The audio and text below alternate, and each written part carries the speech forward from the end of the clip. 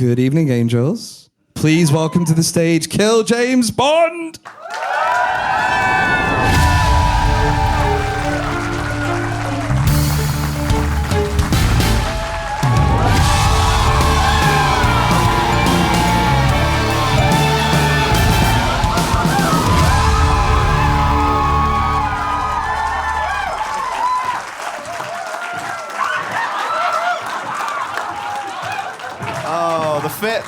The fits, sex pervert, your mum on a night out. She's here to have a nice time. I should have heated up this chat.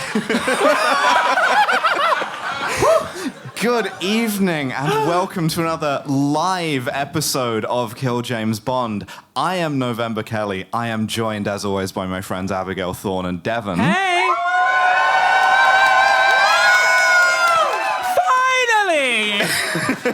And I'm Devon. Hi. I think we can all see that you are, yes. Thank you. And to celebrate International Women's Day, we are watching all three Charlie's Angels movies because international women are some of the best women that there are. That's right. This movie, the second, Charlie's Angels Full Throttle, is not one of the best movies ever made. No. 3 years it took them to make this, 3 years. And it's post 9/11, because the first one was 2000, this is 2003. And if you want to know how the Charlie's Angels universe deals with 9/11, the answer is, didn't happen. It goes for the funniest possible thing, which is, what 9/11? It goes for the even funnier option, which is that the World Trade Center never existed. Don't worry about Well, see, it. this is the thing, Like right? Once the Charlie's Angels won the Vietnam War, that set America into the timeline where 9/11 didn't happen. The 50-foot tall Cameron Diaz just like swatted the plane out of the air. It's like, oh my God. I feel amazing for our country, and this is incredible content. But so this movie begins with the cultural insensitivity scale, and against a group of people you would not guess. I genuinely... I mean, my first guess when I looked at the screen was, are these people meant to be pirates? And then it flashes up Northern Mongolia. Because genuinely, I thought I was looking at like Pirates of the Caribbean. Like, this is some Tortuga-ass dudes. Yeah, it's like a bar in Northern Mongolia, and the vibe is sort of the Marion's Bar in Indiana Jones, right? It's like, it's rough, it's ready, there's guys, they're tough, they're fighting. Yeah. And by the second movie, at long last, they understand what they have with Lucy Liu, because she unfolds herself from a box and says, Daddy's home. God, if only. I think we were planning to come out on the stage just unfolding from a box, but it wasn't time. Yeah. First we had the dashiki problem, then we had the box problem. You're going to hate the thing with Night 3. We're just going to hide behind the desk as you're all coming in and then to go, "Whoa, hey!" We're not doing that. Yeah. So much effort. But it's a motley crew. So motley, in fact, that Drew Barrymore is there, looking very beautiful, but wearing a sort of a Taiwanese, like Republic of China cap, because Asia? Question mark? I don't know how that would go over in Inner Mongolia. It's not quite as incongruous as Cameron Diaz's outfit, though, is it? No, because Cameron Diaz enters the bar in, forgive me, full Abigail Thorne mode. She does. Yeah, to be fair, I do love those shoes, and I think I have something very similar. She's dressed in a kind of like fuzzy white schoolgirl outfit. Yes. Yes. Now, can you explain yourself? Turn the spotlight on that. Thank you for joining us, Cameron Diaz. Cameron AGP has. That joke's going to land 2 out of 3 nights. But yeah, so she enters the bar in the same way as, a woman entering a sort of leather dyke bar going, and where are all the men these motorcycles belong to? She's like, hey, it's cool being in a Mongolia. She's doing a German accent. Yes. Mongolians love that shit, I assume. Yeah, not sure. And then they have a mechanical bull. Yeah, Mongolians love that shit. In the bar, and she's the distraction. We surmise is she rides this mechanical bull in a very short skirt. She's going, I will give him a small amount of credit. It is a mechanical yak, and I do think that's quite funny. Yeah. Okay, that's funny. Kind of funny. Downstairs, Robert Patrick, guy we love to see, Terminator 2, is about to be beheaded by Mongolian ISIS. Yes. I'd like to note the extras in this scene. It comes up on the side. If you're watching this on Amazon, they are credited as deranged Mongol and demented Mongol. Hey, Mom, I got a say part that, in a my big brother. movie. Ghost of Tsushima ass. What's the The part health that's bar so on lovely? deranged Mongol is massive. It's Mongol of a type, kind of Mongol. It's not a big deal, but it's like How are they differentiating their performances between deranged and demented? Going back and watching these guys. Like, what's my Yakuza super objective? enemies. Cut this guy's head off in a deranged way versus in a demented way. You know, very little nuances. It's very like method. But so Lucy Liu rescues Robert Patrick, and he goes, "Where are your men?" She goes, How many men do you have? I've got 2 girlfriends in the bar. "She just like me for real." And a fight breaks out inevitably. And I will say this for McG, the director of the first 2 Charlie's Angels movies. He might be the only person who gets worse at directing with practice. I don't know if they lost the fight choreographer from the first one or what, but I can't see. I don't know what's happening. Yeah, that'll get worse as well. Also, there's a joke in there about Drew Barrymore holding down a trapdoor because she's fat, except she's not. Like No, at no, all. there's a big she's guy on it. There's a leaning big on guy the on it. demented okay. Mongol. Oh, okay, Yeah, fine. a guy walks out who I cannot stress enough is straight up like a medieval friar, like a full-on like. But so yeah, the reason the fight breaks out, by the way, is they get out from under the trapdoor, and the bar's security eagle. Mongolians love this shit, I assume.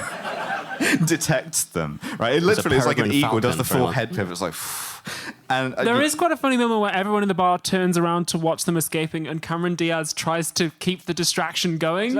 She's still riding the woman like, woo, look at me. That kind of gives it up. It's quite funny. Yeah.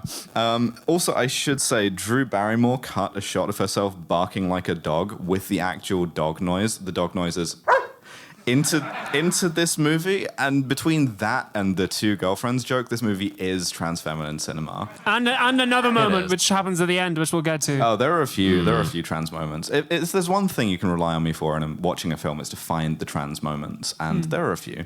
But they have to fight a mini boss. At last, the series delivers us a Mongo. Mongo the Mongolian. And Well, my see, notes now say, it's- can we call him that? No, because I now it don't sounds know. like a racial slur. Even though it's actually, a Blazing Saddles reference. Yeah, He's a to Mongo demented Santa Mongo, Maria. I yeah. think is what the... Oh, Yeah, no, I don't feel comfortable saying that even slightly. Can we No, get have that to- off the yeah, we recording, can- actually, right, if anything? Strike that from the record. None of you remember me having said that. Very quickly, these Mongolian Vikings become the Chinese army. True. That's where part of Mongolia Yeah. is. Rapidly, they just turn into the Chinese army. I hate when this happens to me.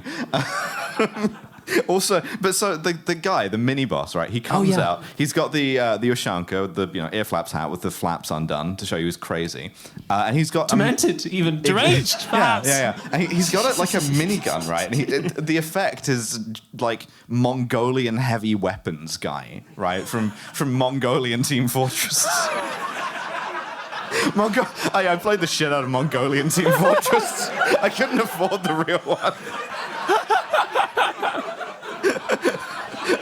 It's an illegal, unlicensed Mongolian version. I don't know enough about Mongolia to do these jokes, and neither do any of these people. Yeah, no, it's fine. Just lean in. What are Mongolians like? Security eagles, probably. Yeah. Being Chinese, being Vikings, and being being barbarians. pirates. It's also, fine. I yeah. just didn't expect it to be Chinese. Walking into the Mongolian pub and being like, "Oh, it's fine. I just didn't think it'd be Chinese." Or pirates. Literally, yeah. Impenetrable. So rather than have a fight, they decide to simply jump out of the windows. Which they do. Yeah. They get in Verse Raiders of the Lost Ark, where they're all like, "Ah!" and he just pulls out a gun. And they go, "Oh shit! Oh fuck! Yeah. Cheese it!" They have a chase on the dam from GoldenEye, and I'm forced to concede at this point, I'm having more fun than I did at any point in the last movie. I'm along for the ride on this one. Like, I have Stockholm syndrome, you know? I'm fully, I'm locked in. My notes here say LMFAO because the truck that they are on is carrying a helicopter. Yeah. And they fall over the side of the dam. And then they do the GoldenEye thing of like falling after the plane, getting into the plane and making it take off, except it's a helicopter. And I'm like, there's no fucking way that you could do that. You can jumpstart a helicopter, I think, when it's in pretty midair. certain. How does this CG look of them, by the way? Incredible. Early 2000s CG. Oh my god. PS nil is the level of like PlayStation that We shouldn't have ever Yeah. gotten better than this. Yeah. But so now we get the credits. And if you remember the first one, how we introduced them all in like sort of fun montages, Yes. we reintroduced them again for the second time with different montages, same program. And this would be fun, but for the fact that, and I can't believe this is a sentence I'm going to have to say at work, at my job, they make Cameron Diaz graphically on screen double fist a cow's pussy. Yes. Yeah, There is she exactly does. 10 minutes. Do that. While she is doing the sexy pose of like arching her back and like throwing her ass There out. is genuinely 10 minutes and 45 seconds into this movie an actual footage of a cattle birthing. Yeah. And she does it full force. Yeah. They can't fake that. They got also, one shot of that, I hope. they also do a call. She actually trained for 9 months. Pushes it back in between shots. Sorry, They've can got we a go guy again? to just shove And it the in. baby cow's like, God damn. That's this or veal, I guess. But they do another shot, which is a callback to Craft the. services that day on set was amazing. If we remember in Charlie's Angels 1, I do a little cross-dressing. where the two of them did that, Yes. we get a little shot of the two of them who are cross-dressing as men at urinals high-fiving each other. So this movie is for the whole trans community. Yeah. It's sick. It's All actually of so it, good. You know? It's for the ladies, it's for the gentlemen, it's for none of the above. Which... You gotta think of a better way to say that. We've been working together for quite some time. It's for the ladies, the gentlemen. And Devon. And Devon, yeah. It's also for Devon. Devon, do you feel included by this movie? No, not really. No. I mean, 66% is not bad. But so now we get an opening scene, and the thing is, Drew Barrymore executive produced both of these. These were her passion projects. She loves Charlie's Angels. And so the cameo list for this is anyone who owes Drew Barrymore a favor. And Bruce Willis owed Drew Barrymore a favor. This is quite nice. He did this, I believe, in lieu of payment. He asked that they do a little like spot for adoption. You know, just be like, do a little TV spot, being like, hey, consider adopting. Sure. And it's quite nice that he did that instead of getting paid. Yeah, I mean, it must have been a Oh. pretty big favor quite because pleasant. what she asked for him in return is to get the Jordan Peterson haircut. Yeah. It's a very bad wig. It's It very is bad. alarmingly Peterson. He is some kind of Fed. He works for the Department of Justice or something. And he has a special ring. And as he gets onto his plane, he is attacked by ninjas. The ninjas do not recur. There is quite a fun bit where he gets on the plane and he sits down and his agent is like, right, we're taking off in a minute, sir, and he goes outside and then like Bruce Willis is like going through his suitcase and he hears a noise and then he pokes his head out the door of the jet and like everyone in the hangar is dead and I'm like, ooh, that's quite creepy. How did you do that? It's not explained. No, it's pretty. Like, I like it. I like that it's Bruce Willis, and you see him like beginning to do Bruce Willis shit, and you're like, oh, okay, Bruce Willis is, and then he gets iced, just fucking straight up Like taken grab a gun out. and then they just shoot him in the head. So good, so good. Yeah. So now we have to reintroduce Charlie's Angels for a third time and check in on what they're all doing. And what they're all doing is Cameron Diaz is moving in with her boyfriend from the last movie, Luke Wilson, not Wilson. Owen Wilson. Not him. There's a bunch of jokes about how strong Lucy Liu is, which is cool. She's like carrying a heavy TV and her arms are like really muscly. And then her boyfriend, Oh my fucking god. Yeah. her boyfriend Matt LeBlanc comes up behind Oh her. God. Some of you have done the homework. And he says the following. Ah, so you thought you could escape my fortress. Not so fast. To his Chinese-American girlfriend. And Yeah, she rightly fucking chucks him on the ground. The correct response, if someone is racist to you, like throw them over your entire body. Was that onto meant to be a pavement. reference to something? The mention of the word fortress is quite specific. No, he's just doing a bit, but like Yeah. you're supposed to read that like the the Chinese Mongolian guy from the previous scene is like come for her, and she reads it like that as well. But instead, it's actually just Matt LeBlanc being unbelievably racist. Yeah. I hate when things are that.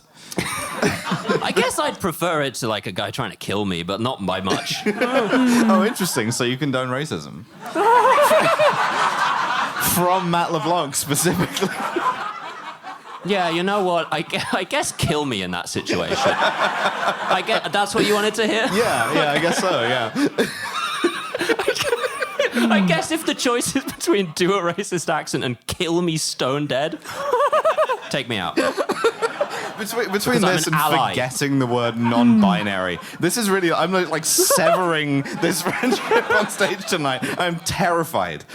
The movie is about this also, by the way, because as she's unpacking her stuff, she's like, oh, you know, I'm going to be like a housewife, I'm going to get married to this guy, it's going to be cool. And the other two are like, she's so fucking quitting Charlie's Angels. She's not going to be in Charlie's Fully. Angels anymore. Yeah, they're like, this. oh my God, Cameron Diaz isn't going to be in Charlie's Angels 3. Yeah, she doesn't want to be She in was Charlie's paid Angels. like a bazillion dollars for the first one. Yeah, our friendship of 3 people might lose one person, and that's a terrifying thought. She's like, her career's really taken off. And like, is she still going to do Charlie's Yeah, Angels? she's gonna be after like this? in the Quite worrying States most of the sometimes, time, you know. this kind of thing. Yeah. It occurs sometimes to you. They also do about a million jokes about how sequels are less funny, all of which are just flatly true. Yeah. Yeah. Because Matt LeBlanc, I nearly said Matt Berry for some reason. Matt Jen, Berry. what Matt Berry doing a racist accent? What would that sound like? I don't know. I don't, just imagine that in your head. Kill me, take me out. Just from the lighting box. There's a really good GoldenEye 64 death noise. Thank you very much. I've been practicing. So Matt only Berry do LeBlanc, Mongolian he Team says, Fortress 2. I have a ticket to my movie premiere, which is called This Will Be Happening at the denouement of this movie. Yeah, Come and Mission see me Impossible after the ticking 2. clock has been resolved. And we'll do the final scene of the movie there. And they're like, yeah, cool. I do like this. One of his lines about the movie is, we've got 13 writers, so it must be good. And I really like that. But so then they get the call. They have to go and see Bosley. Charlie's interpreter. And Bosley has changed a little because they come in and all 3 of them do the like Bosley thing. Ooh. And the reverse shot is a guy who looks not very much like Bill Murray. And looks even less like Patrick Stewart. Really? I didn't notice. Yeah, Patrick Stewart, played by Bernie Mac here. Yes. Heavily implying for a second that Bosley has gotten the surgery that makes you black. He's been to the Die Another Day clinic. Yeah, exactly. He's gotten the Felix light. light. His legs fell off, came back, he was gay, he was straight, now he's back. Yeah, gay Bosley was an interesting time, but yeah, so it's Bernie Mac. Cuddling him on the couch, he's just like... He's like Smithers. I mean, they kind of do gay Bosley in the next one, but we'll get to that. He is apparently regular Bosley, Bill Murray. It's not if I'd call him regular Bosley. Bill Murray Bosley. White Bosley. White Bosley. Yeah, I don't want to normalize. Yeah, black and normal. Cool.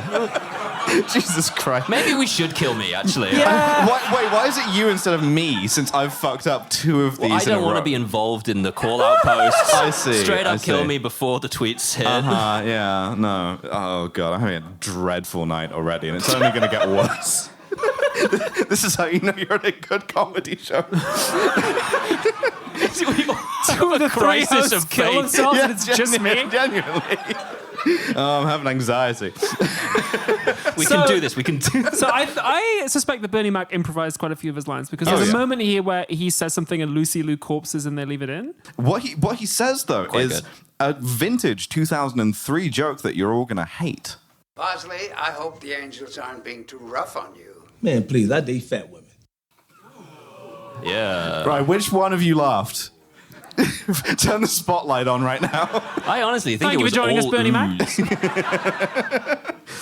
Yeah, I mean, it does kind of smack of ad-libs, right? But it's the ad-libs are pretty dated at this point. Well, yeah, one of my notes is let's get Bernie Mac out of my movie now. Kind of done with this guy. Yeah, you want to go back to normal Bosley? Is that it? Yes. So at this point, the director of the FBI calls, it doesn't matter his name, don't worry about it. Yeah. And so does Robert Patrick, and they're like, yo, these rings, the rings that Bruce Willis had, he was in Sixth Sense, do you remember that? And then the ring that I had, Robert Patrick, at the start of the movie, which I lost, They have the names on of everyone who's in witness protection everywhere, always. They call it the Halo program, hidden alias list operation, right? And so to like get the like witness security, witness protection list, you have to have these 2 rings, right? And there are people who want these rings, and this sets off what I like to call the cultural insensitivity power hour. Have you got the names of these guys? Oh, I do.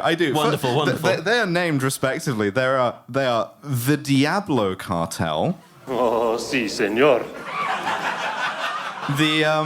The Antonioni family. I'm in the process of dealing with these Guido motherfuckers. I prefer we use the term Italian Americans.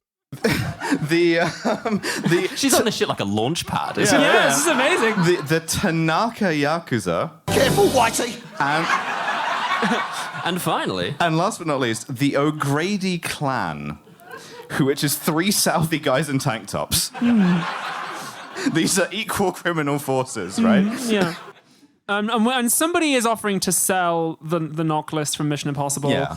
These 2 cock rings. To like these 2 cock rings with all the names on them. And, you know, one of the witnesses on the witness protection program has already turned up dead. So, you know. Why don't you go and investigate, right? Yeah, go to the next location. You know what was popular in 2003 was the show CSI. oh, So we do a bunch of CSI jokes because they're all CSI characters. And Bernie Mac does the inevitable. I'm not going nowhere near no dead body. This is a representation is. What was the deal with that? The deal with that is that it's a pretty racist bit. Yeah, he's afraid of ghosts. Yes. if he says anything and you're like, what's going on there? It's a racist joke, but You just don't have the forgotten background about for it it. at Whereas this point. I, who have learned about every form of racism, in order to not do them. The opposite of George Lazenby's character in the Hong Kong universe. I Learned learned your language, Inspector, and your culture. I respect it greatly. I learned so much from voice chat in Mongolian Team Fortress 2. So Be like, wow, November's voice training's really come on, but also she's got a weird Mongolian accent now. I wonder what that might sound like. So there's a cop guarding the house where this guy's died, and it's Andrew Wilson. Also not Owen Wilson. They're like Skarsgårds, they're Yes. bud. They're just budding off each other. I I didn't wrote know there down were this American many. Skarsgårds. Every time I blip, there's another one of these fuckers, and it's never Owen Wilson. I think I saw American Skarsgårds play in 2010. Great. The indie landfill era. Yeah. So he's a cop, and the way they get past him is Cameron Diaz out-cops him.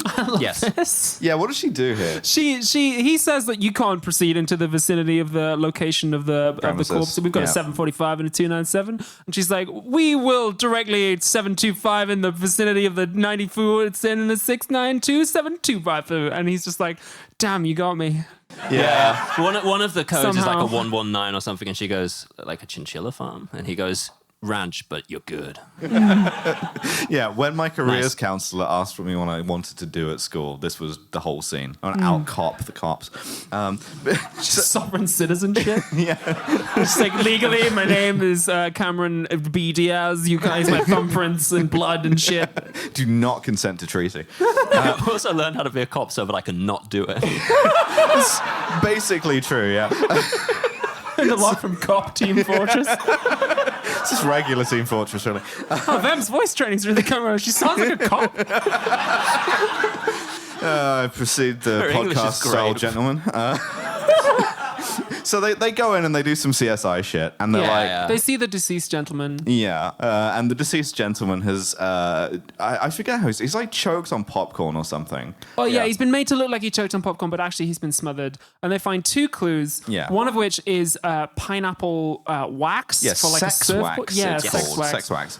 For like surfers. And then there's a very specific sneaker print, which somebody is like, oh, he had a limp, which is outrageous, but that is also like an actual thing from Sherlock It's how they Holmes. fucking caught this the is Night completely real. Stalker. Like Drew accidentally does some like real cop shit with the like sneaker analysis. Yeah, Who's the Night Stalker? serial killer. Don't worry about it. He's a great hero. His ult turns it to night no matter when it is. Not. I like serial killers But who if don't you use get a caught. phoenix egg during that, it turns it back to day. That's for... For nobody. So if I pinch the bridge of my nose any harder, I'm going to give myself like a serious blood flow problem. It's a workplace injury. Okay, slight sneaker like print limp, and then also pineapple wax. Well, surfer, so let's go to the beach. That's a sentence that someone would say verbatim having a stroke, by the way. It's a quote from the movie. I wrote it down. Also true. So they go, fuck it, let's hit the beach. But before they do that, though, Lucy Liu's dad has to show up in the movie. Yes. Oh my god. And I forgot to add the drop of John Cleese saying the word poppers, but it's John Cleese. Boo, John Cleese. guy we hate to see. Boo, enemy of the show, John Cleese, fuck off. Enemy of the show. And so Lucy Liu goes, Daddy's home. and the thing is, you can't call John Cleese daddy. That's not allowed for you to do that. But she does. And they do a bunch of like very cute bits. Well, he doesn't know that she's a spy. Yes. And then she's like, I work at the hospital. These are my two friends. Cameron Diaz, who's like a surgeon. Well, the thing is, first of all, it's a lot like, having a podcast and not wanting to admit it. Yeah, I'm a doctor. But the second is, again... I'm an audio engineer, okay? If my landlord asks. But, so Drew Barrymore... Real executive produced, big fan of this movie, a lot of impact on the script, bisexual woman, and a role that she assigns to herself. And Dylan is the head of gynecology. And she gives a little look when that line comes up, and it's just like, I see what you're doing here. It's like, and then later on, where they have to leave the scene, she goes, I better go and scrub up. Yeah. There's a fair amount of this. I have a bit of a thesis about Drew Barrymore in this movie. Now they have to go to the beach. And they're looking for a guy with like pineapple surf wax. And instead, they find Demi Moore. Yes. No, you're right that time. Yes. Fully Yes. correct. You had the correct answer. The rest of you do it now. Demi Moore. Demi Moore from such films as... shout out, what's Demi Moore been in? What? Fuck. G.I. Jane, thank you. Yeah, okay. So she's been in a bunch of stuff. Yeah, good. G.I. Jane. Good. We love Demi Moore. She enters the movie looking like, kind of like... Well, I'm being very generous to myself a bit. Sort of dressed very, very... like black bikini and like very like she's like, I'm definitely not the villain of this film. Bye. I'm Demi Moore. I'm in this movie for one scene. Goodbye. And you're like, you aren't, motherfucker. You're on the fucking poster. 3 things you need to know about Demi Moore in this, right? First of all, she used to be one of Charlie's Angels and she quit. Second of all, she's super into astrology. And third of all, she's not going to be back in this movie at any period. And having established all 3 of those, now... Well, she leaves this scene the way that I want to leave every scene, which is wearing a black bikini. She gets into a Ferrari barefoot. Still wet, and just drives it into the sunset. Why is the barefoot aspect part of... You'd fall off, the seat, surely. Like, the upholstery, it's not waterproof, is it? Like, yeah, but the whole point is that it's not your Ferrari. Okay, fine. I've never really thought about these fantasies in such detail. So now Cameron Diaz has to, like... My notes here saying, reconsidering my stance on blondes. I forgot I wrote that. Oh, shit, it really does. Okay. Oh my god! So Cameron Diaz and Bernie Mac are left to comb the beach, right? And as they're doing this, so sorry, no, something else happens first, which is that Lucy Liu and Drew Barrymore realize that Cameron Diaz may someday be retiring from Charlie's Angels. And what they say specifically, this is a choice of words that really gave me pause. And again, lends to the thesis of Drew Barrymore, bisexual woman, engineers this movie. But even if she got married, she'd never leave us. Sooner or later, Dylan, you and I are going to have to break in a new angel. To break in. My notes say in all caps, I volunteer. I do. Well, this is the thing, right? If one of us quits, then the other 2 have to break in a new Kill James Bond host. Which... Sorry, I have to go and marry Luke Wilson.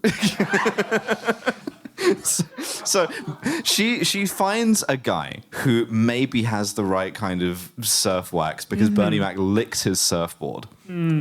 This is where I've written, let's get Bernie Mac out of my movie now. Yeah. Let's get him gone. And they redo a bit from the first movie, which is we have to stop a guy from leaving while we plant a bug on his car. So we're going to distract him by licking stuff. Yeah, Cameron Diaz goes and like hits on him to try and distract him. Not subtly. She's like, yo, the waves have really been fucking my pussy tonight. Yeah. And he goes, Cool. Okay. He doesn't. He just completely no sells it. He's just like. So no. Okay. Is it all right? She also like Cameron Diaz surfs as well, which was really impressive because like if anyone's ever tried surfing, it's fucking hard. It's really difficult to do. Fucking tough. But yeah, and she licks his credit card for some reason. I guess it's a step up from steering wheel, maybe. Well, she's checking if it's got pineapple sex. Oh, That's yeah, right, because he used it to break in the house. Yeah, okay. Origin of this is he used the same card as he uses to scrape the wax off his board to jimmy open the lock. So that's how To kill. we know Yeah. Somehow they get next occasion is the motorbike level. That's Mario true. Kart. Mario Kart is the next level. I don't have there's anything one in more bit between these two. Before we get there, which is this guy, as he's driving off, Drew Barrymore is like, damn. And the bit here is that Drew Barrymore's character always falls for the bad guy because she did last time and it's like implied to be It's funny. thing. This is a fun bit, right? Yeah, this is good. Just has some implications that maybe we'll get into. But yeah, so now they have to like, actually no, because as they're leaving the scene, Drew Barrymore's character, she's so in love with him that she like tries to follow him and her two friends stop her by like grabbing her by like one tit each. Which again, I remind you that Drew Barrymore is a bisexual woman who produced this movie. This is like me writing in a bit where Abby has to put me in a chokehold. Like you can't do this shit. It's not so. Can you do that? I mean, like, apparently you can do it. You're the showrunner. Like, shit, It seems like you can. All right, so come back for night 3. Yeah, so now they have to like go to a motocross event for some reason because the guy has been told that his target Leo is there. You just met a woman who is big into astrology. None of this doesn't register. Don't to worry you. about Yeah.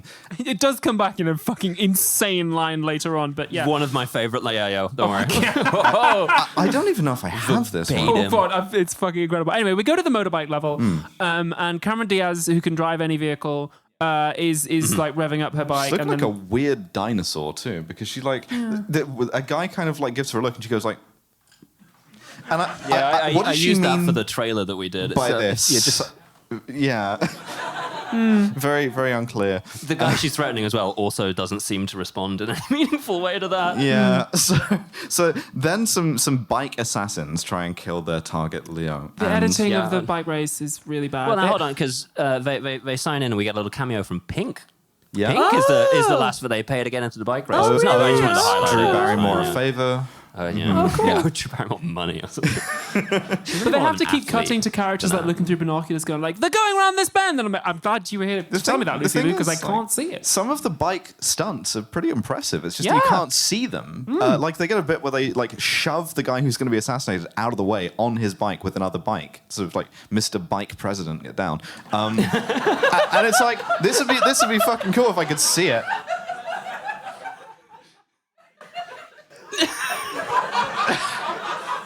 the Mr. Bike President, the president Mr. of bikes. Bike President. Yeah, the president. It's like the night czar, you know. You think it's not a real job, but Yeah, I found out about that very from recently. Cars 3 with the bike president. yeah, Bike angels have assassinated the bike president. it really changed America when Bike John F. Kennedy got assassinated. When they drove those motorbikes into the... All right. I don't know. What if his Just the tassels just did Pentagon in that? this universe. This is too nested, like cars in the All right, Charlie. yeah, we need to get back out of this somehow. Let's... Yeah. There's a guy in black there. Yeah. He is a black-clad rider. Mm-hmm. He's got Who could it be? He's got a shoe knife, but like... Clap! Reverse clap. It comes out the back. The heel clap. The shoe knife, or kleb, is an inherently lesbian-coded weapon, confirming hell my would you- theory that its wielder, Crispin Glover's creepy thin man from the first movie, is also lesbian-coded. Survived the missile strike by being bisexual. If you weren't Yeah. here on night 1, if you're bisexual, you can dodge bullets. That's Yeah, Yes, we yes. established this. Yeah, very you're strongly. ready. As a expanded lesbian, that to you won't missiles have by to. the end of night one, I believe. So the guy with the like pineapple surfboard wax, he gets klebbed. He gets klebbed the Yeah. fuck out. He Crispin gets- Glover clubs the shit out of Yeah, that he guy. gets mid-air reverse clapped by Crispin Glover. And they're For both on 900 motorbikes. points. He gets It's mid-air 720 motorbike reverse reverse clapped by Crispin Glover. I'm really more of a Crispin fighter. But he drops his necklace as he gets away. And at this point, the target takes his helmet off, and it's fucking Shia LaBeouf. Yeah, as a child actor. Actual cannibal, Shia LaBeouf. Very... Some of you have been on Tumblr for a long time. Yeah, he's a very young cannibal in this. Oh no, he's fine, but like it's just. Also, the Thin Man does the like creepy hair thing. He like rips off some of Lucy Liu's hair and he sniffs it, and then makes as good his escape. So kid Shia LaBeouf, he was like in the witness protection program, and they take him back to the office, and they're like, oh, I mean, yeah, there's a bunch of people who are in the witness protection program, like me, Drew Barrymore. Dun, dun, dun. Yeah, and she has a dead name, and the dead name is kind of embarrassing. It's Helen Zass, like Helen's ass. And first of all, imagine having an embarrassing dead name. Second of all, imagine all of your friends immediately doing bits about it. None of you will ever see my birth certificate, nor the gates of heaven. Just merciless bits. Apart from Bosley, Bosley's weirdly affirming about this. Bosley's very nice. Bosley's an ally. Yeah. So He why is, not? yeah. But they're Now like, it is somebody. Let's get out of my enemy fucking to movie. us. Let's get... tell us why you're in witness protection. And she's like, well, I used to be a bad girl. You can tell because I used to wear like Judas Priest t-shirts. It's the butchest a woman was allowed to be in 2003 before people got scared. And because she was a bad girl, she used to hang out with Seamus O'Grady of the O'Grady clan. And Let me just answer the question that you're all thinking. No, he's not played by an Irish guy. None of them are. No Irish person in this movie is played by an Irish We've established no Irish actors, no such None. thing. We haven't broken that ceiling yet. Yeah, and we find out that like back in the day, she was like, oh, I love being a bad girl. And then he's like, oh, how about this? Gets out of the car, shoots a guy in front of her. And she's like, not that bad. I am immediately turning state's evidence and turning you into the cops. So Seamus went to prison, and she was then recruited into Charlie's Angels somehow, and he's still alive. We cut to him immediately. He's like doing pull-ups in prison. Yeah, one thing I will ripped. say is that while she's introducing this, she goes, we used to ride in the car all the time listening to metal, and then they cut to him, and they are listening to Living on a Prayer by John Bon Jovi. And I read, My Brother in Christ. Viola, if you dare call this metal. But yeah, so he gets out of prison. Someone has had like pulled strings to get him out of prison. And he gets given the rings and a picture of Drew Barrymore. And someone's like, don't you want to... This mysterious figure is like, don't you want to seek revenge? Go do that. He's like, yeah, of course I do. It's nice. He Definitely just walks... not Demi Moore. He just walks straight out of the prison, and one of the guards is like, O'Grady, what about your belongings? And he doesn't fucking react. Don't need any of that He's just shit. out of that, does not give a fuck. Does not give a fuck about the cool see-through prison electronics, you know? So they have to get Shia LaBeouf out of the movie for a bit, thank God, and into witness protection, brackets Charlie's Angels style. My note at this point is I'm becoming very concerned that Shia LaBeouf will be in this movie. Don't worry. Thankfully, not so much, because they essentially do the same bit as Rising Sun, which is like, these people aren't prepared for South Central. Yeah, so they take them to Bernie Mac's mum's house in South Central. You can tell because there's lowriders bouncing on the street outside. Nobody called O'Grady ever set foot in this neighborhood. Direct line. Yeah. Ooh. And we meet Bernie Mac's mum, who adopted Bill Murray. Not sure how the timelines work out there. Yeah. She That actually picture has Bill a Murray on the picture. wall. Sir, not appearing in this film, Bill Murray. Adopted a 40-year-old man. Yeah. Well, they probably adopted him as a child, I'm imagining. But then again, I don't know. the photo of him is him in his 40s, and it's the only one they have. Yeah. So they go, Shia LaBeouf, wait here until the final scene of the film, and then we'll get you back. Thank God. And then they go, okay, what's this necklace that Crispin Glover dropped? Oh, it's a necklace from a Catholic orphanage. Let's dress as nuns for the next bit. Again, imagine wearing a necklace that contains part of your backstory on it. Stupid idea. But yeah, so they go to the...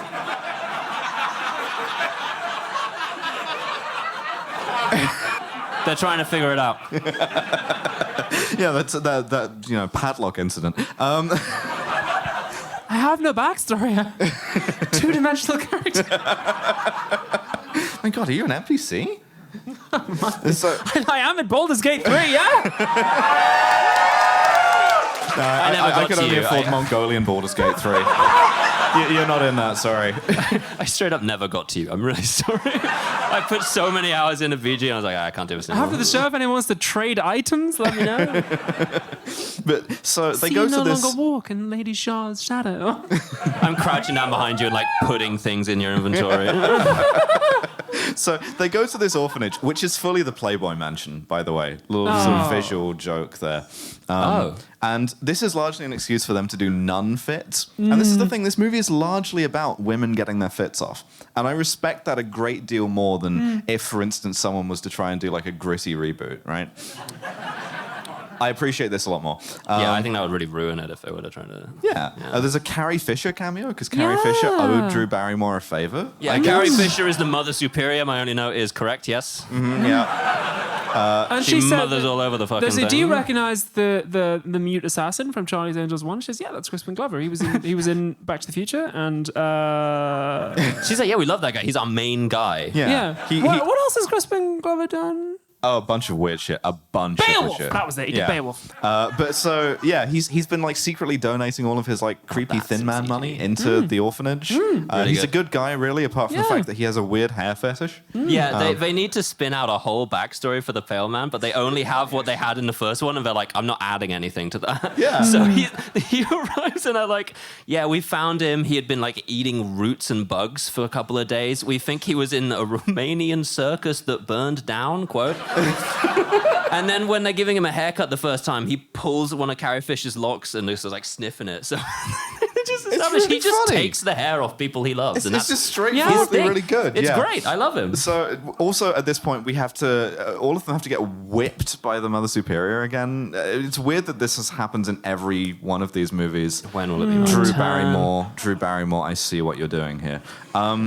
Also, immediately after this, she looks at a hot priest and gets the boing sound effect, as if to suggest an erection. Oh, I thought the priest was doing that about her. No, it's the camera's on her when it happens. It's fully like transcoded. They make Cameron Diaz play with some seagull shit.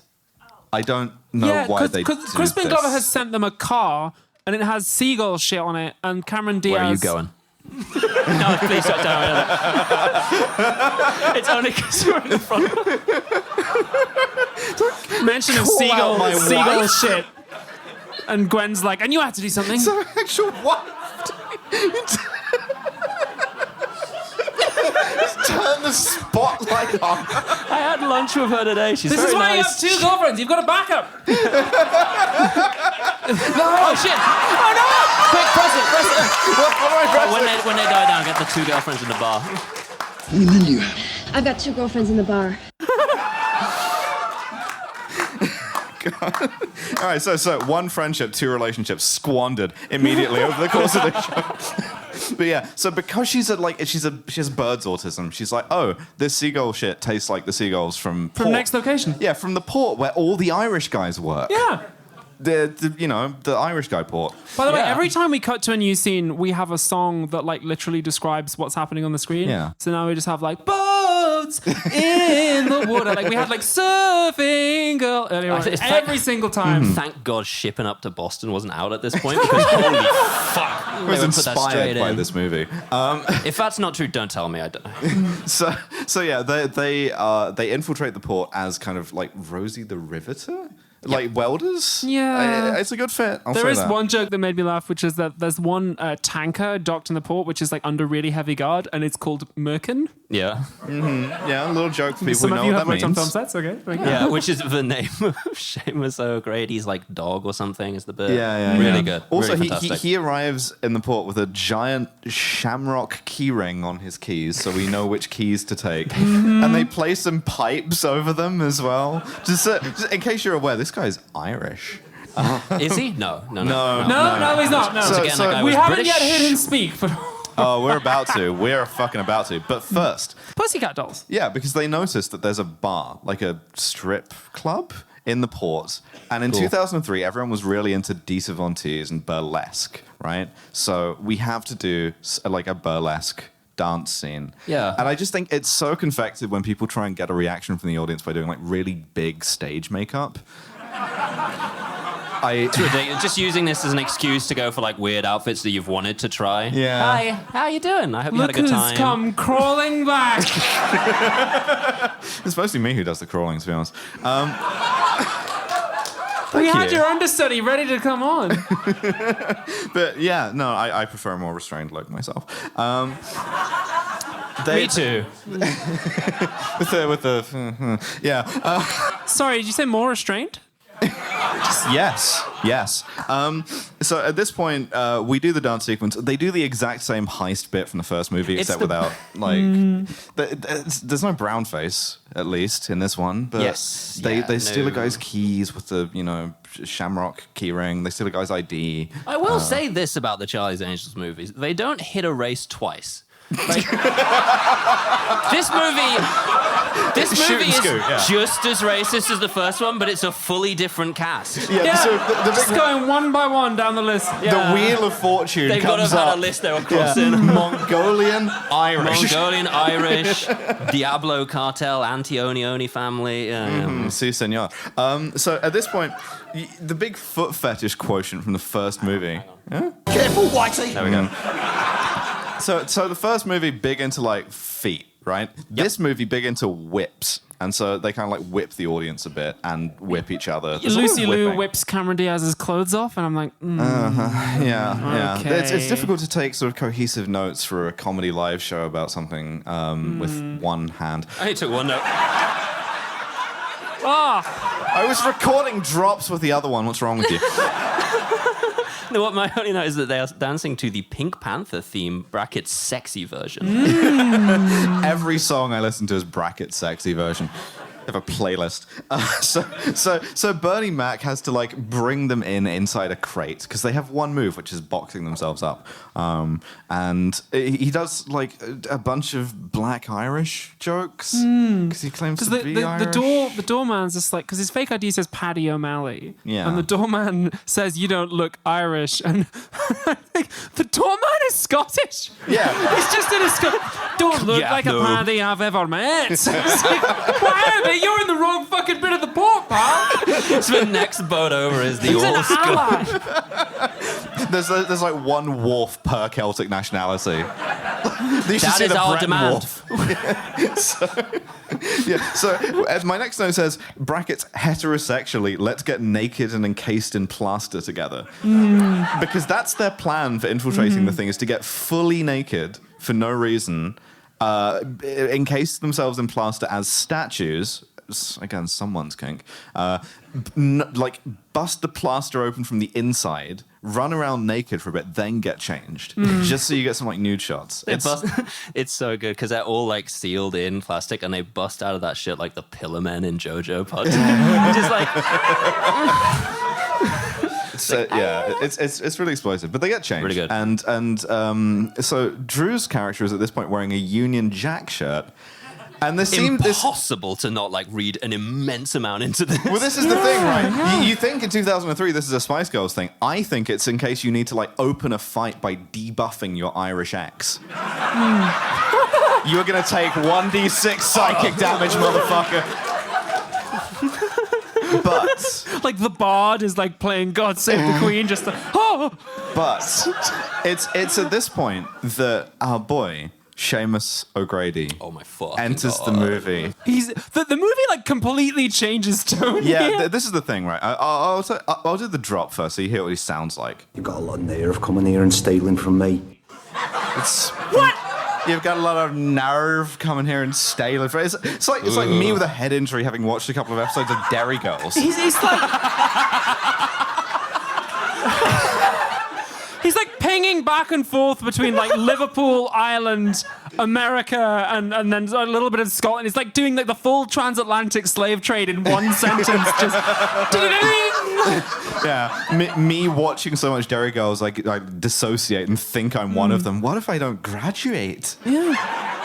But also, despite that, like, I don't know who this actor is, but he gives a fucking terrifying performance. Yeah, but this is the thing, He's shirtless. Right? He's jacked like Wolverine. Yeah, this is the like heavy bit, and this is the sort of like content warning, right? For like, I guess we'll say domestic violence in general, because like most of this movie seems like it was filmed by a man named McG. And then this sequence seems like it was done by Jane Campion because McG was off sick. Because as soon as he enters the scene, the like camera, like all the shots of Drew are like from above. She is visibly scared of him. And when the fight scene happens, the other two are doing like wire fu bullshit. And then he punches her in the mouth to the point that you can see blood. Yeah. It's really like visually uncomfortable. She tries to do the like sticking her legs up to like block him trick from the first movie, and he just starts choking her. It's legitimately like really uncomfortable to watch. Yeah, the way that he is shot and the way that he acts this, it's like a fucking terrifying performance. Yeah. And the point they run away with the rings. Do you remember the rings? The rings with the cock rings. She's with the names fully on? having a survivor moment, and Yeah, they she leave is. her. They do, and then they run away, and then because they're on the oil tanker, and then they go down to the docks, and Seamus just like jumps off the oil tanker and just like drops 50 feet and then goes dish, and like lands like Wolverine. Like I genuinely thought he'd had some kind of super soldier serum, but I guess what they're going for is like this is the abusive ex. This is how powerful he seems in her mind. Because then they have like they go like a big like wall of fire from an improvised flamethrower, and he just fucking walks right through it. And I was like, Jesus Christ! It's what, and the thing is, right? If you want to map on which of the Charlie's Angels we are, it's interesting that in this movie the storylines are like Lucy Liu. I'm having a break with my boyfriend. Are we on again? Are we off again? Drew Barrymore, the entire plot of Irreversible. Cameron Diaz, I love to dance. Just because she's having fucking trauma. She's in. The Lucy Liu thing is, I hope my dad doesn't find out what I do for a living. Yeah. He's here tonight. Also, if somebody was starting a fire and they were a bit twisted, what song do you think you would use on the soundtrack for this moment? If you just had no imagination, Smack My Bitch Up is correct. Yes. Yeah. So, but like genuinely, like he like menaces her, and he's like, in an incredible bit of screenwriting for abuser shit, he says, I'm not going to let you hurt me anymore. Yeah. And it's like, fucking hell, where did this come from? On night 2 of like a trilogy of stupid movies that include like, you know, like... I'm just meant to be. I'm just here doing my fucking House of Gucci drops, and you're hitting me with this shit. Yeah. Again, we start this out with the like, this is what we reckon Mongolia's like power hour, and then they're just like, Yar har fiddle dee dee. genuine survivor trauma. Yeah. And then the rest of it's fucking season 3 of Top of the Lake. What the fuck? Just one scene of like a much better and more interesting movie hits us. However, I will deflate it somewhat. He is using the traditional Irish double reverse scimitars during this fight scene, which the curves are down. And his line to her at the end of this is, I'm going to teach your friends about pain. And it's like, man, are you? I think just hearing that, they've learned. Yeah, they've already left, I think. It's like, on the one hand, right, like, abusive being like, I'm not going to hurt you, I'm going to hurt your friends and hurt you by separating you from them. On the other, I'm saying it in the weirdest fucking accents. So, meanwhile, Bosley is fucking playing Cluedo with young Shia LaBeouf. Just so you remember her in the movie. And we get a bit more like... Is it time for the end of the movie yet? But Mac's like, no. No. At this point, we get some more John Cleese. Sadly, yes. Because Lucy Liu does a bunch of innuendo to be like, hey, we sucked a bunch of guys off because I'm a sex worker. Is that... the joke is that Matt LeBlanc is trying to explain Charlie's Angels to John Cleese. The way he explains it, it sounds like she's a sex worker. It's so funny. They keep cutting back throughout the course of the entire next mission that we're going to talk about, and it's like Matt LeBlanc just spends all day explaining in the most Charlie like laden terms. She does like an out-call service with 2 other women and like Bernie Mac for safety, I guess. And then like Lucy Liu like comes in, and then she's like, oh yeah, we just took on like 17 Irish sailors, and John Cleese is like, but then there's this really nice, but she's like, I'm so glad I don't have to lie to you anymore. Like, I don't really work at the hospital. And he just have a nice line where he just goes, whatever makes you happy. Yeah, John like, Cleese he's clearly beats the swerve devastated, allegations. but like, yeah, he does. And the guy doesn't, I don't think, but the role does. So Cameron Diaz, she has to go to her high school reunion with her boyfriend. Just imagine if if you went to your 10-year high school reunion and you brought your date, Cameron Diaz! Luke Wilson is fucking winning this. Well, imagine if you went to your high school reunion in dress and high heels, and then you got insecure and were forced to use the men's bathroom, because that happens to her in this movie. As you know, a very important piece of trans feminine cinema. I don't remember why she has to use the men's bathroom. I am going to make the Cameron AGP as joke again. I think it's just locked or something like that. Maybe it's full or something like that. Yeah, I'm going through all the like buildings and like locking the women's bathrooms to force cis women to confront their own toxic prejudices. This is the strangest form of strangest form of activism. My next 5 notes are all no in full caps because she and I hate having to say this phrase. She pisses like a sexy baby. Yeah, she does piss like a sexy baby. The Spider-Man underoos from the first movie are back. Fucking Spider-Man underwear. She's putting her knees together. She pisses whimsically. I've never pissed whimsically once in my life. Ever. Only time I'm in that bathroom. I like how you looked at one of your girlfriends as you said that. She knows.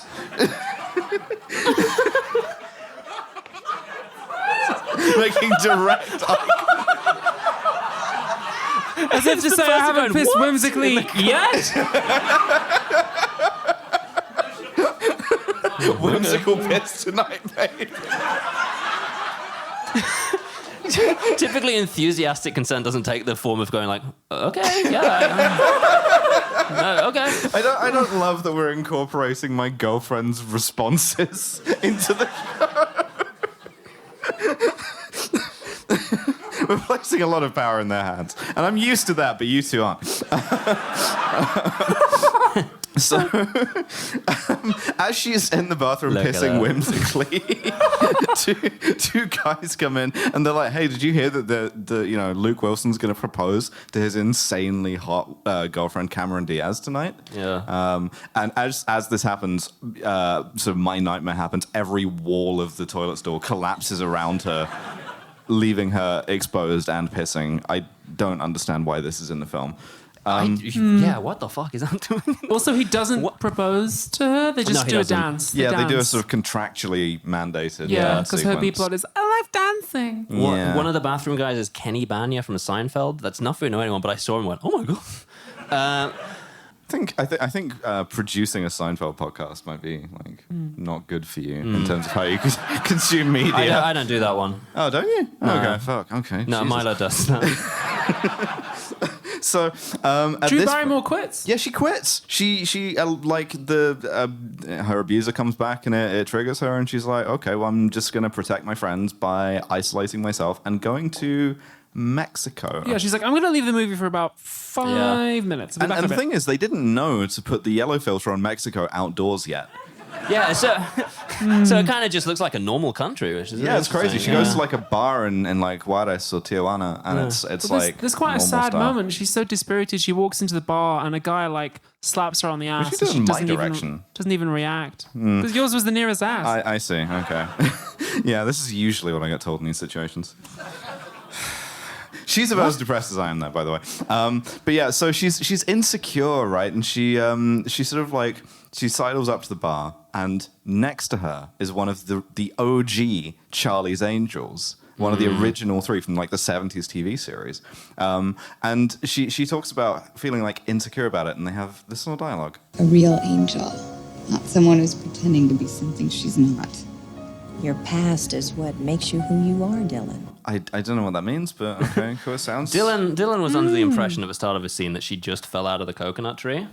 Unfortunately, she understands what she now is just in a consequence of all that she is and all that came before her. I would hate to believe that I fell out of the coconut tree.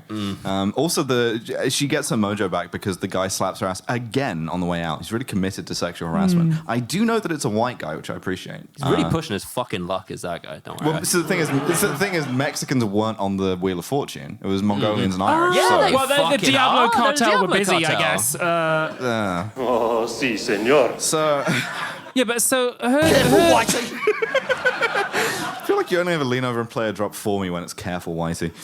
That's because it's the only one I know where it is. I haven't actually established in my Well, mind. I can give you the Irish accent one. That's up here. You got a lot of nerve coming here and stealing from me. Got a lot of nerve. A lot of nerve coming here.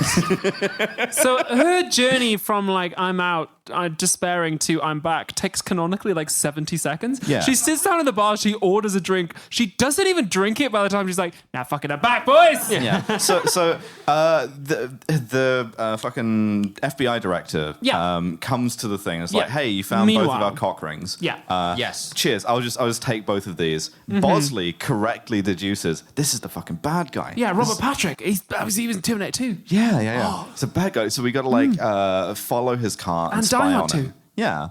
Which they do. With Robert Patrick only does sequels. yeah. Like us. Yeah, he was the sequel to Fox Mulder for a while as well. So the Robert pretty Patrick good, of actually. podcasts. I quite like that season. I seldom get to write the phrase perplexing luge sequence. Yeah. Very I've mellifluous. written the phrase, this is De Beers group propaganda, and I cannot for the fucking life of me remember what...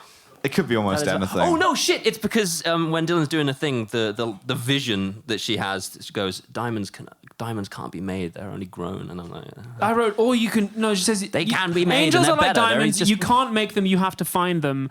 And I wrote, or you can grow angels in a lab? Question mark? She's a little bit like insecure about like not being cis. Angels are I like guess, diamonds. There's you know? a shitload of them in a big vault. Controlled by the De Beers groups to artificially raise the price of diamonds. Look it up, it's real. If you want to be an impossibly beautiful woman, you have to have always been an impossibly beautiful woman. I will hammer a trans narrative out of this fucking movie if it kills me. She has to get like an older, clockier woman to be like, your past is part of who you are. So anyway, Robert Patrick is driving away. He's calling the villain of the film on the phone, who's still like, I'm not Demi Moore. So, he says a bunch of like cryptic code phrases as Lucy Liu is like tailing him on a luge on the road. Just she's tailed him in a car. Plunged onto the thing. Cameron Diaz is tailing him in a car. Why not simply do that? Yeah. Also, it's the like highway from Austin Powers too. Is it? Yeah, pretty much. Oh, great. So he gets to Griffith Park Observatory.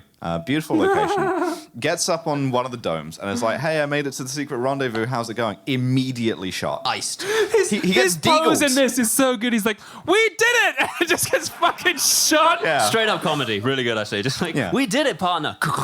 Perfectly, out of the movie, perfectly deagled to pieces. Yeah. And it's the guns angel. That's right. Demi Moore with 2 golden guns, looking sick. Golden Desert Eagles. Yeah. Damn, she must have prestige to get those. Akimbo Deagles? She's wearing Louboutins as well, like red bottoms, really nice. And Dylan comes back at this point. Drew Barrymore. She's like, I found myself in Mexico. I understand that I'm actually based and not cringe. Must have driven fast to get back. Just in time for all of them to just get fucking shot. So first of all, Demi Moore has this insanely hard line with her. Why are you doing this? You used to be a Charlie's Angel. And she goes, why be an angel when I can play God? And it's like, ooh. Okay, I'm supporting you. You're way better. I like you. You're the best. You're like, oh, you're spitting. Wow. And at this point, she's like, are you surprised to see me? And they're like, no, we're not. And I think Cameron Diaz says, typical Pisces, we deduced it was you from your astrological phenome.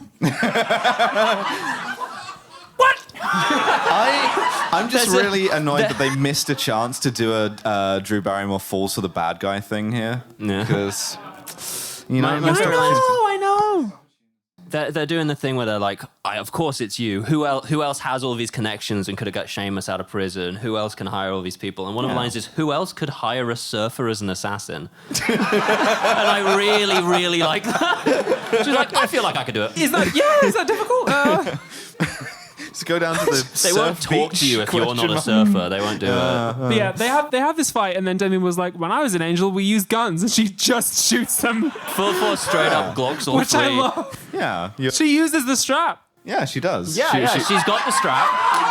She's got 2 even. Joke for the night one heads. She Leave me alone. uses 2 straps on 3 women.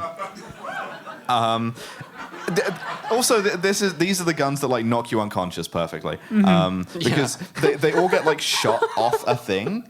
And then knocked unconscious. Yeah, the next shot is the three of them lying completely dead on the floor, which is always my favorite thing in a movie, is a shot of an actor just lying completely on the floor. So again, Drew Barrymore has arranged this so she is under two women, which not yet, but they do that in a second. At this point, Demi Moore goes to the Charlie's Angels headquarters and does her villain monologue, and she was like, "I was always the best, Charlie." Really cool, actually, cool, because he's on the speakerphone, and he's like, "Listen, this isn't a job. We're a family," and she's mouthing along to the "we're a family" bit and rolling her eyes because he's clearly done it so many times.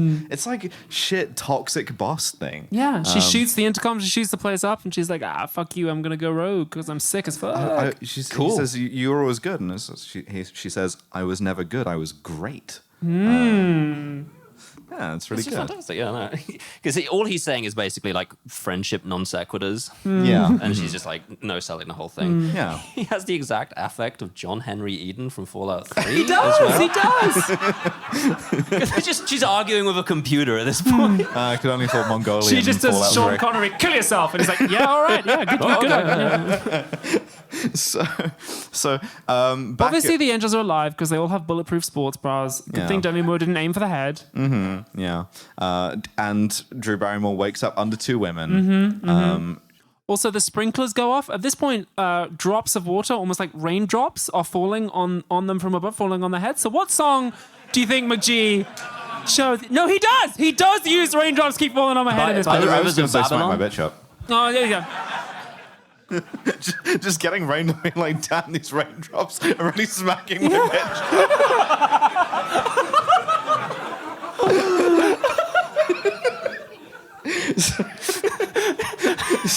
In many ways. Yeah. So they have to figure out, we're laughing more than you are. This is fun. I don't give a fuck if I'm having fun. Genuinely. So of course they figure out the like code phrases, right? Yeah. Cameron Diaz is like, I looked at the script, the next location, it's at the movie premiere that Matt LeBlanc said at the start of the film. Do you remember that? Yeah, they celebrate by spanking her as well, which is not sure. And then the cultural insensitivity power hour returns. Oh, God. Because the boys are in town. Yeah, all of the boys are back in town. If only there was a song for this. Smack My Bitch Up? Yeah, I guess it really works for everything. You know? Kind of evergreen.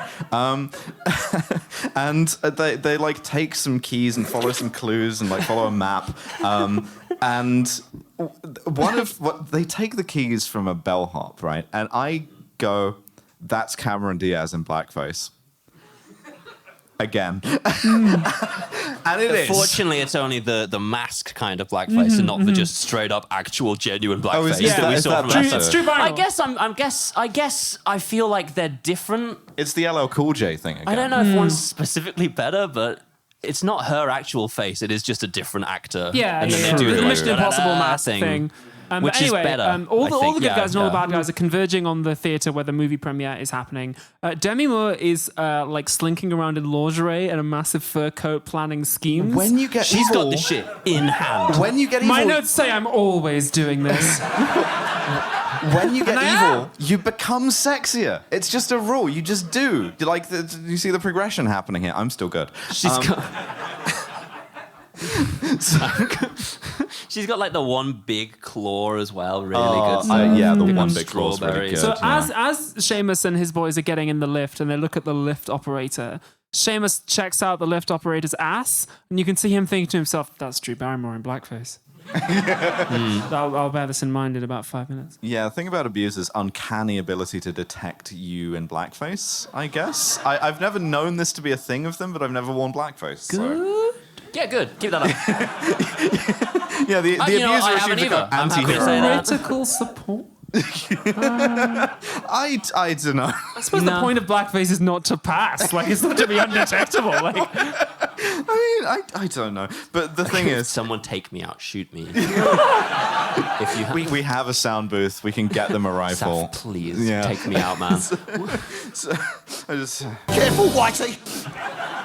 So all of the goons go to this meeting where the knock list or whatever is going to be sold to the highest bidder. And all of the non-Irish ones immediately fall into the clutches of the FBI, who have been warned by Charlie's Angels ahead of time. Yes. And get arrested. But the Irish ones arrive at the other rooftop above Hollywood Boulevard. There is something I really like here, which is that Demi Moore, when it goes quiet, it's really terrifying, isn't it? The rapt attention. Demi Moore is like, she walks out onto the roof and all it has is like a big telescope with which she looks at the other thing, and you get 3 different angled shots. Or she goes up to a telescope and looks down it, and then the next 3 shots are just from completely different directions. Yeah, the and it's like, perfect telescope. Fuck off, Jesus. They set up the telescope, so as she looks through it, she sees her plan falling apart as the FBI are arresting the other people. And the angels are behind her like, aha, we're still alive. Good, we did like this. And so they confront her by doing, again, the little like sort of karate poses, and she goes, that's cool. I have 3 separate bricks of C4 planted around this rooftop. How would you like to die instantly? And then Seamus appears, and he goes, I'd recognize that arse anywhere. And opens fire. Except he says it in a fucked Irish accent. Yes, he does. Attempted. So we get like a martial arts gunfight. Attempted racism. And Crispin Glover is here. And he's good now. He's come to save the day. Yeah, the creepy thin man assumes a kind of anti-hero role. Because if they kill the Charlie's Angels, he won't be able to smell their hair anymore. It's very functionally driven, by the need to smell the hair. He kisses Drew Barrymore. Well, see, this is the thing, right? Because the creepy thin man, he abhors the brutal sexual violence of Seamus O'Carbombs, right?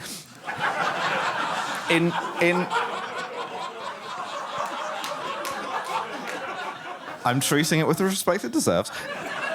I tried to tone match you there, and my brain only gave me Paddy McGuinness, but that is a guy already. Racially aggravated improv. But of course, he abhors his brutal sexual violence in favor of like his own genteel sexual violence. It's a real Democrat-Republican situation. And you have to vote creepy thin man. Otherwise, Seamus O'Carbombs even though he will get in. keeps sniffing people's hair. Exactly. Think about what the other guy would do.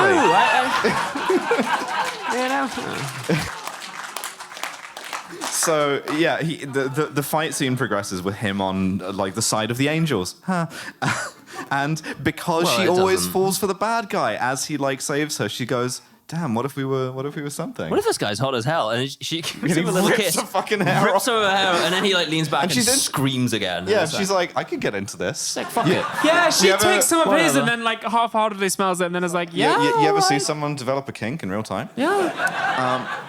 But then Seamus is back and he stabs Crispin Glover. Yes, with the traditional Irish scimitar. And Drew Barrymore is like, she falls off the edge of the building. She's clinging on by her fingernails, and he tries to burn her fingernails off with her trusty lighter from the first movie. This is so fucking sadistic. Where did this come from? Jane Campion back for 5 minutes. Yeah, genuinely. Just like I'll just do the abuse shots. You guys make a movie, just like insert them into it.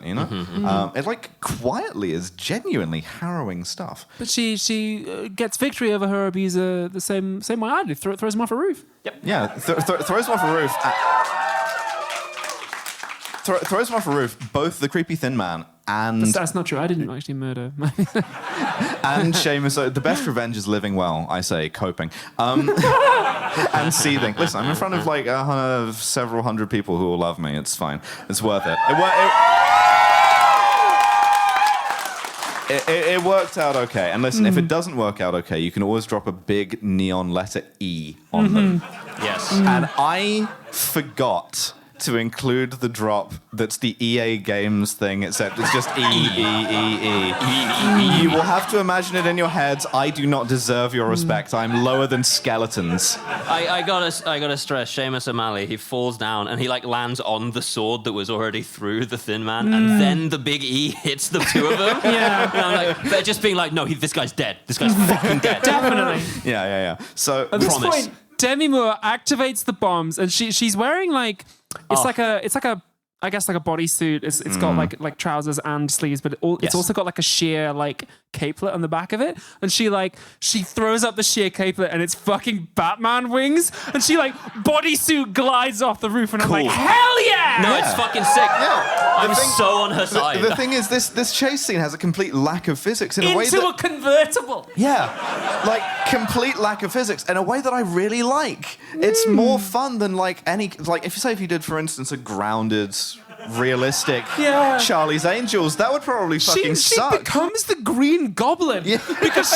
she's flying past the movie premiere and she's like, and like throws pumpkin bombs down at Matt LeBlanc, and then Bosley has to like hit it with a fucking like baseball bat and like blow it up in midair. And then everyone's like, oh wow, the special effects are great. Like, it's sick actually. We get a long chase scene.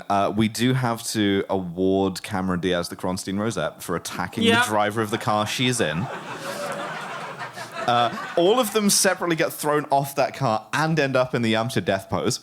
The way Lucy Liu hits the van when she comes off is some of the funniest slapstick I've ever seen. Because she hits it straight up and then like slams face first, and then the next shot we see is her going through a window and hitting like 10 mannequins. And I'm like, oh fuck, that would suck, man.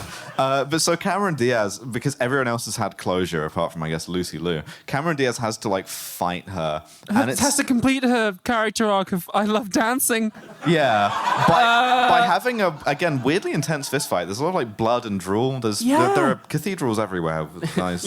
Demi Moore like menaces her lesbianly, like she has the gun to her head and is like licking her, and I'm like, she gives her a little Demi kiss. Moore. I've written down. Do you ever see someone develop a kink in real time? Well, she doesn't give her a kiss. She licks the side of her face. She's really Yeah. She doesn't make that noise. That'd be very unsexy. If someone just like goes, oh. Is it? I think so. I think it's generally frowned upon if you go like, ugh. Is it homophobic that the villain is menacing her question. lesbianly? I don't know. What I will say is that Drew Barrymore, Cameron Diaz is in the perfect Peter Griffin death pose. Like her arm is even behind her and everything. It's spot on. And my second note here is after that little lick, there's a little string of spit linking Demi Moore's mouth with Cameron Diaz's cheek. Neutral statement, just an observation of fact. Just something I happened to notice during the course of watching the movie. So I don't have the room to be turned on. Oh, you think I do? I think it'll go poorly for all three of us. The thing is, right? Great. Because she has shown like lesbian sexuality, she must be punished by death. There's this really funny moment where Demi Moore goes, "We're not so different," and Cameron Diaz says, "I have something you'll never have," and she's like, "What's that?" And then Cameron Diaz goes, "I have friends." Brutal. Yeah, and then she kicks her into a flame pit. They all three of them turn out, they fight her, and then like they kick Demi Moore through the stage. She falls through a gas pipe, so gas is being released, and then Demi Moore like shoots up at them with her gun, which ignites the gas and blows up. Yeah, she goes out very similarly. Is what kills her. Yeah, she goes very similarly to Richard III, played by Ian McKellen in the movie. So we go back to the movie premiere where Mrs. Bosley, Bernie Mac's mum, is about to adopt Shia LaBeouf, and so therefore Charlie's Angels 3 must have Shia as Bosley because she's the kind of like Bosley generator. Oh! The Bosley progenitor. The Bosley Prime. queen. Yeah, exactly. And they just do the like Indiana Jones way and they just like imply that Shia LaBeouf died in Vietnam. It's like, forget it, no, it's fine. Yeah. But so then the proposal finally happens. Luke Wilson. Drew Barrymore is sad. She's like, Cameron Diaz is going to leave the Charlie's Angels because here Luke Wilson gets down on one knee. And he opens a little like ring case which contains, this is a trans feminine movie, giving your girlfriend a dog tag. Like for a dog, like a dog one. For a collar with a name on it that you picked out that is not hers.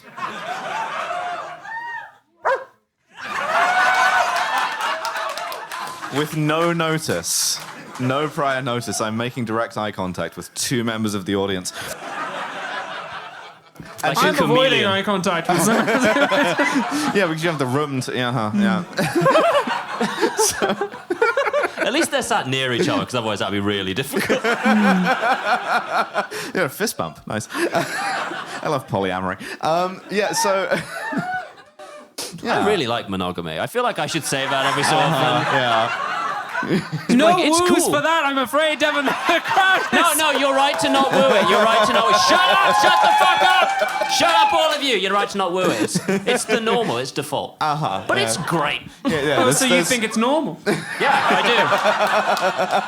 do. I believe the two of you are freaks. And am I wrong? Careful, Whitey. I guess I don't have to go back to that. Do any of us? No. So the movie ends. My notes say nobody's leaving the podcast. I mean, spy team. Yeah. They're staying together because they're best friends forever. We're best friends. I love our family. Oh,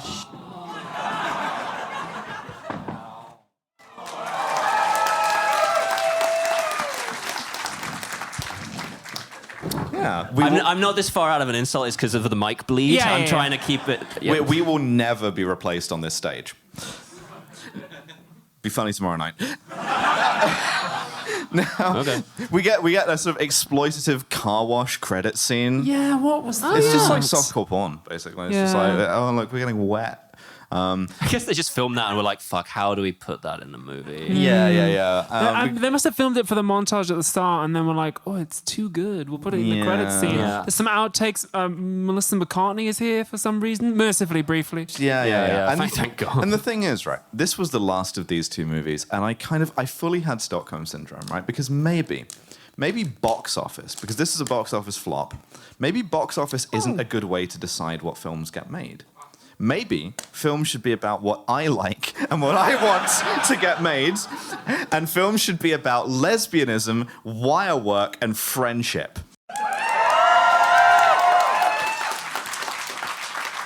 But you hated the My Little Pony movie. That is exactly what I And we bring you a movie about friendship, and you're like, no, it's about 9/11 and the Iraq War. And I'm like, no, they're friends. Did it have the wire work?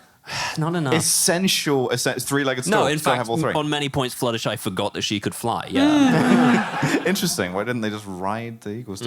Anyway, what does Charlie's Angels Full Throttle have to say about masculinity, femininity, friendship?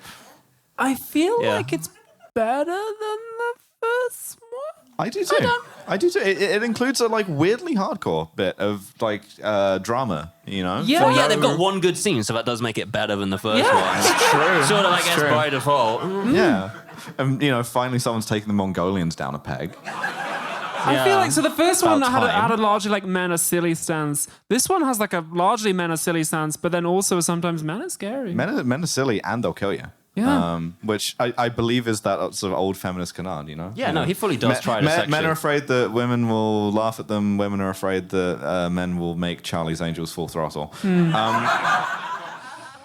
But we don't have to speculate about these things because we have a science-based system.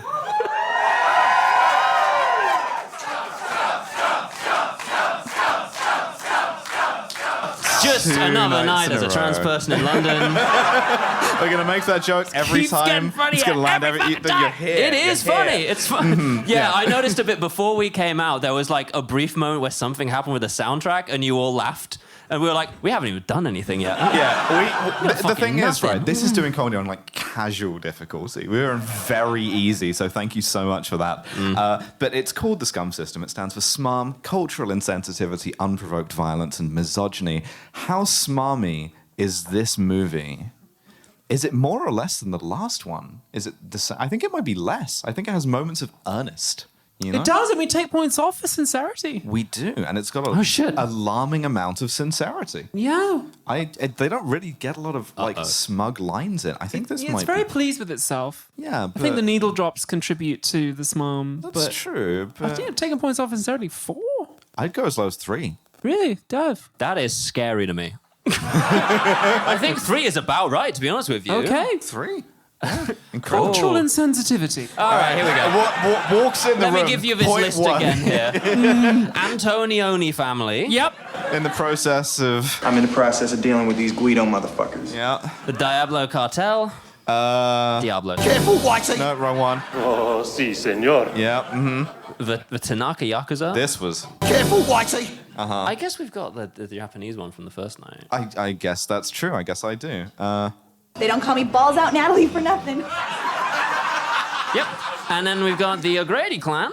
I don't have anything for that. I have a drop for Mongolia? All of it? Mongolia. Yeah, walks in the movie. Step 1, fuck Mongolians. Mongolia is Does not essentially like elaborate. Tortuga. Day 1, fuck Mongolia. Why the hell was that guy being held in Mongolia?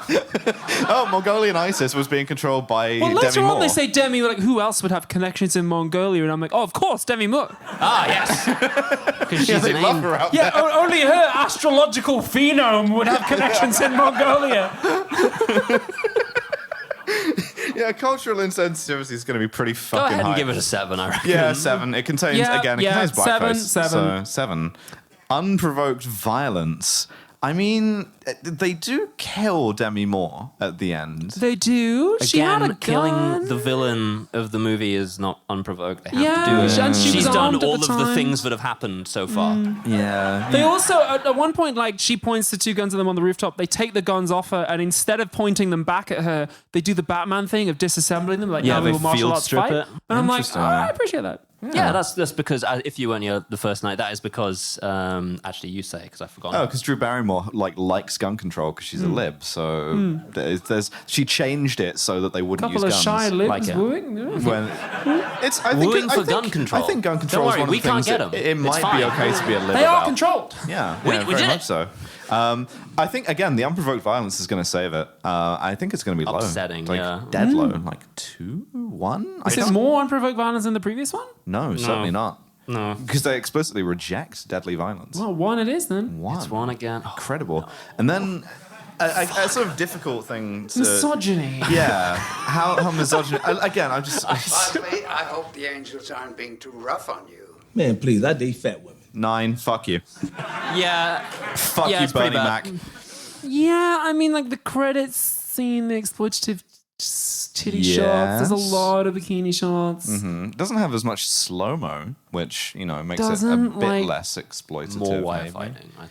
Yeah, it's still very like women can do anything as long as I can jack off to them. Yeah, but on the Which, other like, hand, it is also like, and also men will try and kill you, which the sort of alarmingly intense nature of that, I think. Are makes we fun going of to take off a point I for want saying to. it's okay, like presenting like male violence against women as bad? That feels like a pretty low bar. Yeah, I feel like if you're putting male violence against women in a movie, you gotta hope they think it's bad. I do think there's a thing of like depicting it as being horrific compared to like the first one or even Atomic Blonde, which had like worse levels of violence. It's a tonal thing of being like, a man calls a woman a bitch, gets knocked unconscious, right? That's Yes. feminism, right? But like this is like grossly disproportionate and abusive and horrible and is kind of shot that way. And I think I do want to dock a point for that. I want to. Yeah. Well, we gave it 9 last night.